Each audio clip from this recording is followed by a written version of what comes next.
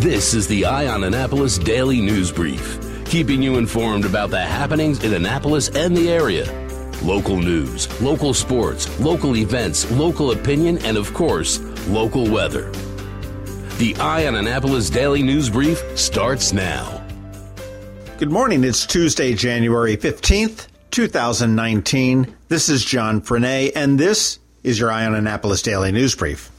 Remnants of the storm over the weekend: Anne Arundel County, Calvert County, Charles County, Howard County, Montgomery County, Prince George's County, and St. Mary's County are all on a 2-hour delay for schools. Check about your private schools. I'm not sure that they necessarily follow the public school schedule.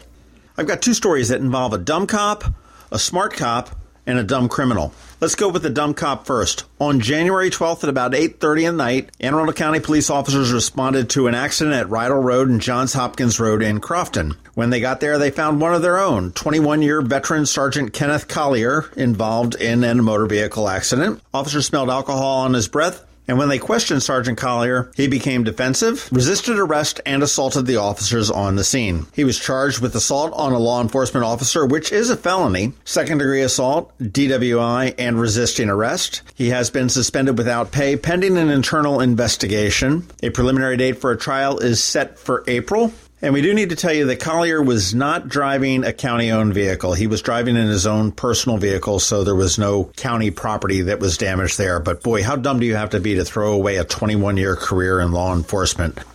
On January 13th at about 12:15 p.m., Annapolis police were called to the 1300 block of Tyler Avenue for a stolen vehicle. When they arrived, the victim said that he was cleaning off his vehicle, shoveling snow. He noticed two men lingering and apparently watching him from a distance. And when he walked away from the vehicle, one of the men got in the car and stole it. I'm not sure why he walked away when there's two suspicious guys looking at him, but that's okay. Now, a very alert Annapolis police officer found the other person. His name was Dustin Booz. He was 29 and he lives in Millersville. There were no charges filed against him because he didn't steal a car. He was just hanging out there. However, this officer thought that Booz might try to steal another vehicle himself, so he had an undercover car follow him. And dumb criminal Booz did exactly that. He got to Ashton Court, hid behind a dumpster, and when the car was left unattended with the engine running, he jumped in and stole a GMC Jimmy. Officers did pursue him, and ultimately that car disabled itself on Interstate 97 just before the Route 32 split. He was arrested and charged with motor vehicle theft, theft on two other criminal charges, and he's being held at the Jennifer Road Detention Center on a $3,500 bond. The other original suspect is still at large. Following up on an older story, back on October 13th of 2018, Melanie Mullaney was reported missing by her family. On October 23rd at about 6 p.m. in the 1400 block of Furnace Avenue in Glen Burnie, a person walking their dog discovered human remains. And late last week, the Anne Arundel County Police Crime Forensic Services section conducted DNA testing comparing a known standard from Ms. Mullaney to the recovered remains, and the results of that test did confirm that the remains were indeed that of the missing Melanie Mullaney. It is being investigated as a homicide, and anybody that has any information should call the homicide unit at 410-222-4731. That's some bad news for some stores in the area, national stores.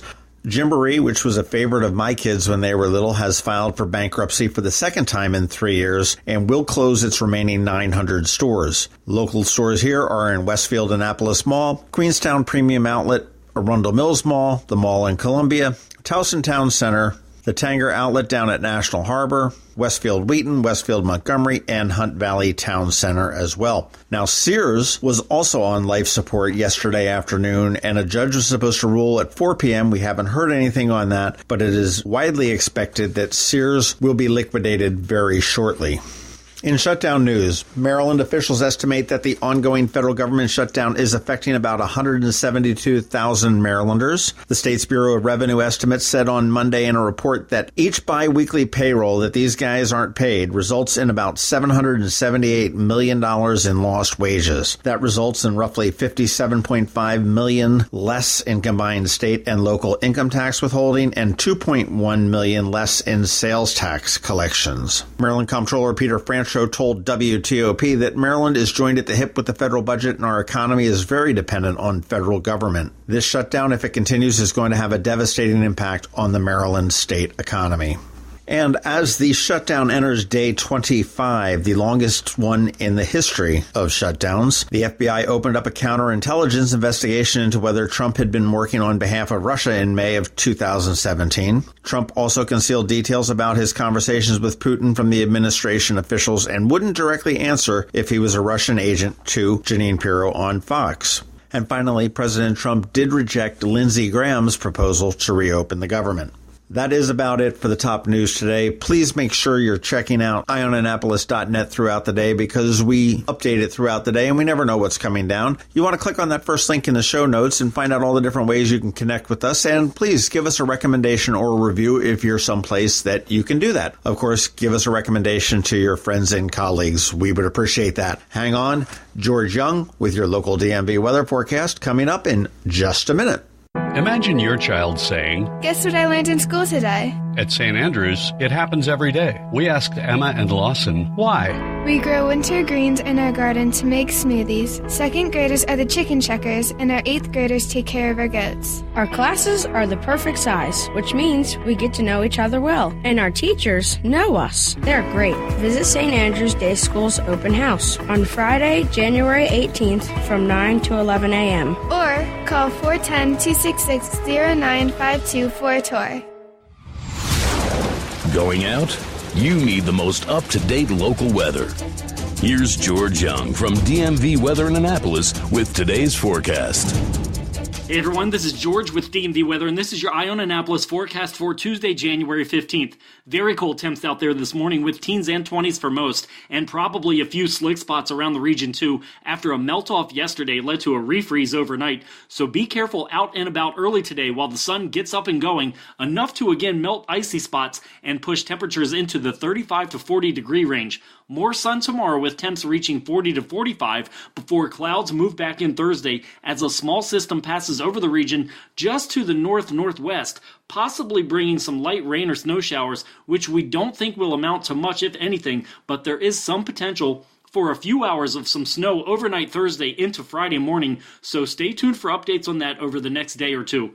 As for the next big storm we expect over the weekend, the one near certainty at this point is there will be a storm, but it's just way too close of a call on temperatures and therefore precipitation types. So until we get a better handle on the likely path of the low pressure center itself, we won't be able to make a call with any confidence. Again, stay tuned for updates and expect our official forecast for the weekend storm on Thursday night or Friday morning at the latest. Finally, beyond this weekend, we do have major confidence that very cold air will move into the eastern half of the United States, and it could stay for a while. So look for highs on Monday to only be in the upper 20s to lower 30s, and expect one, if not 2 or 3 more winter weather events in the period of January 25th through around February 5th. Okay, that's it for today. This is George Young of DMV Weather. Make it a great day out there, despite the fact that schools are again delayed. And be sure to get our free app by searching for DC MDVA Weather. Follow us on Facebook and Twitter, and use our website at dmvweather.com so you can always stay weather informed.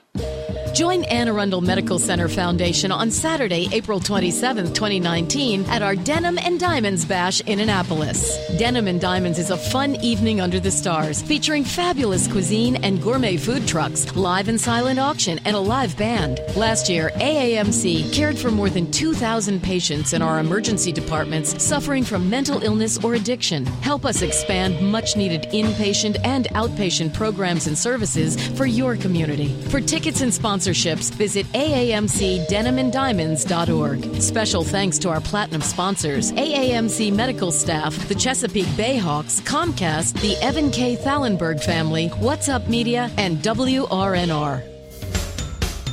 You've been listening to the Eye on Annapolis Daily News Brief. Tell your friends and colleagues this is the podcast where you can keep up on the latest with what's going on in Annapolis.